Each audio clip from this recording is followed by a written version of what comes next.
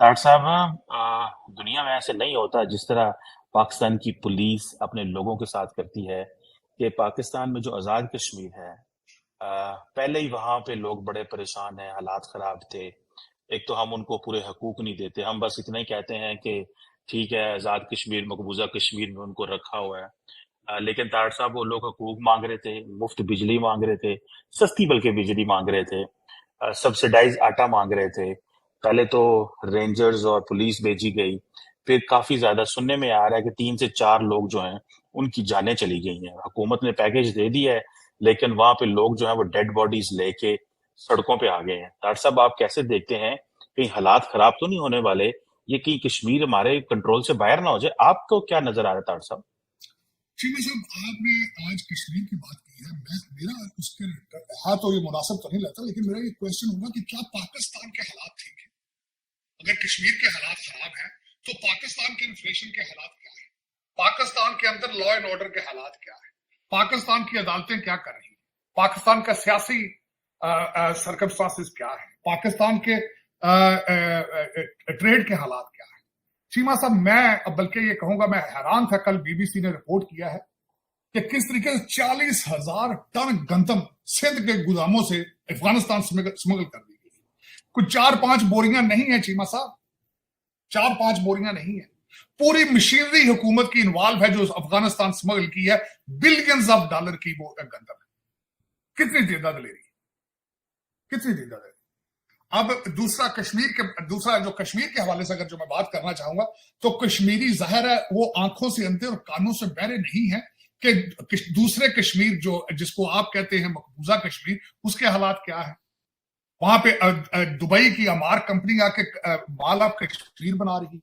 दुनिया का सबसे हाईएस्ट ब्रिज बन चुका है, हॉस्पिटल्स बन रहे हैं। क्योंकि उसकी वजह यह है कि आपके बॉर्डर के दूसरी तरफ तो दूध की नहरें हैं। इकॉनमी उनकी देखें, 8.4% है। आपको मैं याद कराना चाहूंगा, आपकी इकॉनमी 1.4%, 1.6% पे ग्रोथ है। तो वो आपका क्या ख्याल है, वो खबरें नहीं पढ़ रहे? वो दुनिया, मैंने आज से बड़ा अरसा पहले चीमा साहब आपके साथ ही इस चीज का मैंने खदशे का इजहार किया था कि ये कश्मीर जो कुछ दूसरे कश्मीर में हो रहा है, आप अपने कश्मीरियों को कंट्रोल किस तरह करेंगे? आप किस तरह कंट्रोल करेंगे जब कश्मीर से दूसरी तरफ जो हालात हो गए? आप क्या बताएंगे अपने कश्मीरियों को? लेकिन आपके पास तो आज पाकिस्तानियों को बताने के लिए भी कुछ नहीं है। अगर देखा जाए तो पूरा पाकिस्तान ही कश्मीर है इस वक्त। अगर देखा जाए, जिस प्राइम मिनिस्टर को जहाज में बैठे ये ना पता हो कि जहाज ने इस्लामाबाद लैंड करना है, लाहौर लैंड करना है, कराची लैंड करना है, अमृतसर लैंड करना है, उसको पता ही नहीं। फिर जो पिछला आपका केयर टेकर प्राइम मिनिस्टर है, वो कहता है बस $1 करोड़ के लिए मुझसे लड़ रहे हो आप। कहता है ये गंदम का स्कैंडल जो है, ये तो चाय की प्याली में तूफान है। कहता बस $1 बिलियन, बस।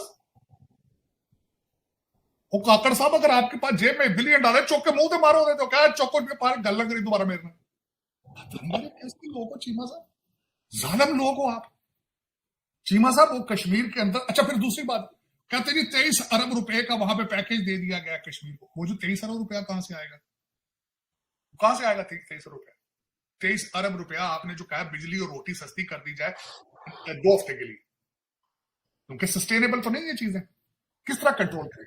किसी माई के लाल ने आज तक उस 25 करोड़ लोगों में से आपके ग्रास रूट इश्यूज को डिस्कस किया है? लॉ एंड ऑर्डर को डिस्कस किया है? अदालतों की परफॉर्मेंस डिस्कस की है? एक्सपोर्ट को डिस्कस किया है आपने? बच्चों की तालीम पे तवज्जो दी है? सीमा साहब, ये है दर हकीकत। मैं अब आपको क्या बताऊं कि आप किस डायरेक्शन में जा रहे हैं। आज की डिस्कशन क्या होगी, मैं इस पे बात करता हूं। आज क्या करें? कहते हैं जी हमने यारा त्यारे हम इराक को बेचेंगे तो यार दूध की नहरें चलेंगी। ये नहीं पता वो $1 बिलियन के बिके हैं, पता नहीं वो $1 बिलियन पाकिस्तान आना भी है नहीं आना, क्योंकि इराक के साथ तो दुबई है। इराक के करीब तो दुबई है भाई, जहां आपका $11 बिलियन पहले पड़ा है। और वो जो त्यारे बेच रहे हैं वो चाइना के बने हुए होने, आप यहाँ के तो बने हुए नहीं होने, सिर्फ उनका नाम J-17 है। लेकिन चीमा साहब, दर हकीकत बात यह है कि कश्मीर में इस वक्त आपसे ज्यादा इंटरेस्ट चाइना का है। बल्कि कश्मीर को बचाना भी चाइना नहीं है, क्योंकि चाइना के साथ उसकी वजह यह है कि चाइना के साथ बॉर्डर मिलते हैं उनके ऊपर। फिर उसके बाद जो उनकी माइक्रोचिप्स एजेंसी उनकी इंडस्ट्री है सारी, वो उस रीजन के अंदर है, फिर उसके ऊपर वो डैम बना रहे हैं, उनके नॉर्दर्न चाइना का सारा बिजली का इंफ्रास्ट्रक्चर उन डैमों के ऊपर चल रहा है जो ऊपर वो हिमालय के बना रहे हैं चाइना। तो लेकिन आप जो है चीमा साहब, कौमें कौमियत के बगैर नहीं चल सकती, नहीं बच सकती। और आज की डेट तक आप पाकिस्तानी पाकिस्तान में इंटरेस्टेड नहीं हो, मेरी इंफॉर्मेशन के हिसाब से। आपकी अदालतें, आपकी सियासत, आपकी हिफाजत, आपकी हर चीज मजाक है, मजाक है। आपकी 4 साल की तालीमी इमरजेंसी सिर्फ एक फोटो ऑप सेशन के अलावा कुछ भी नहीं है, क्योंकि जब तक आप अपने पांव पे खड़े नहीं होंगे, इकॉनमी ठीक नहीं करेंगे, आप आगे नहीं जा सकेंगे, आप पीछे ही जा रहे हैं, पीछे जाते रहेंगे। मैं आज चीमा साहब पढ़ रहा था, दूसरी खबर आज की सबसे बड़ी यह है कि आईएमएफ ने मालदीव को भी चाइना के डेट ट्रैप की वजह से उनको भी वार्न किया है। जब मैं वो खबर पढ़ रहा था, जुनाब का कर्जा $125 बिलियन है। आप कहां से देंगे? आप कश्मीरियों को तो आपने 2300 अरब रुपए के ख्वाब दिखा दिया, $125 बिलियन कहां से लाकर देंगे आप?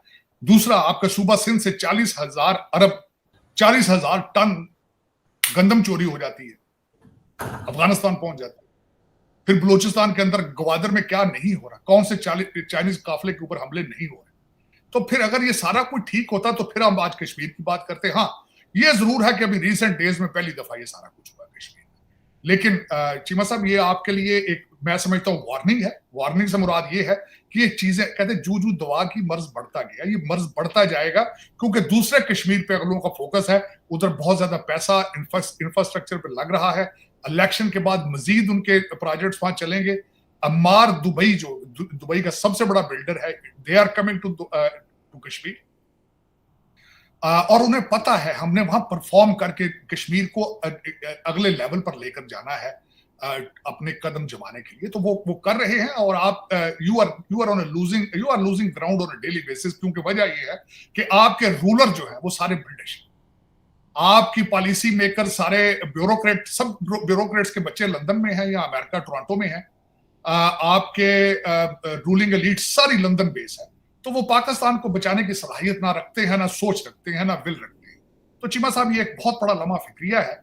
अब इसमें टसल ये होगी कि पाकिस्तान में से कोई पाकिस्तानी पैदा होगा जो पाकिस्तान बचाएगा। ये ब्रिटिश एजेंट्स नहीं बचा सकते पाकिस्तान।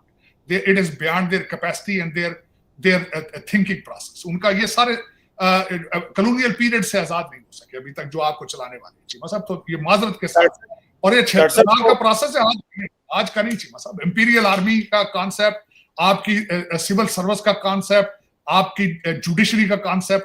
देखिए, आज तक मुझे ये बताएं, मेरे वाले साहब सिविल प्रैक्टिशनर थे। हर साल अगस्त के अंदर अदालतें आज भी बंद हो जाती, क्योंकि उसकी वजह यह है कि भारत से गर्मियों में गोरा जो था वो शिमला शिफ्ट हो जाता था, यहां से मरी शिफ्ट हो जाते थे गोरे। तो आप अभी तक कॉलोनियल पीरियड से गुजर रहे हैं। You are not free people, you don't have capacity, you don't have ability to enjoy freedom. आप फ्रीडम एंजॉय करने नहीं चाहते चीमा साहब, आपको पता ही नहीं फ्रीडम क्या होती है। You are last nation. Originally सबसे पहले तो आपको आइडेंटिटी का क्राइसिस है, फिर आपको थिंकिंग क्राइसिस है, फिर लंदन फोबिया, आपको मारे जा रहा है, खत्म कर दिया उसने आपकी नस्ल।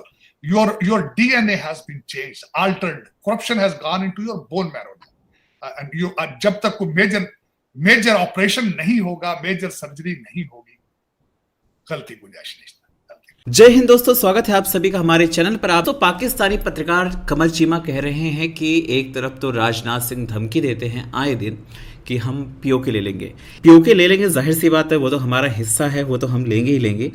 लेकिन पीओके के अंदर जो आवाज़ें उठ रही हैं, आज जिस तरह से एक तस्वीर सामने आई जिसमें हिंदुस्तान का झंडा पीओके में दिखा है, ये पहली बार हुआ है जब हिंदुस्तान का झंडा पीओके में लहराया जा रहा है। और यही एक तरह से जो धीरे धीरे आवाज़ें पीओके के अंदर उठ रही हैं, उसने भारत की स्थिति को और मजबूत कर दिया है। और कहीं ना कहीं वो दिन बहुत जल्द आएगा जब पीओके भारत का वापसी से हिस्सा होगा।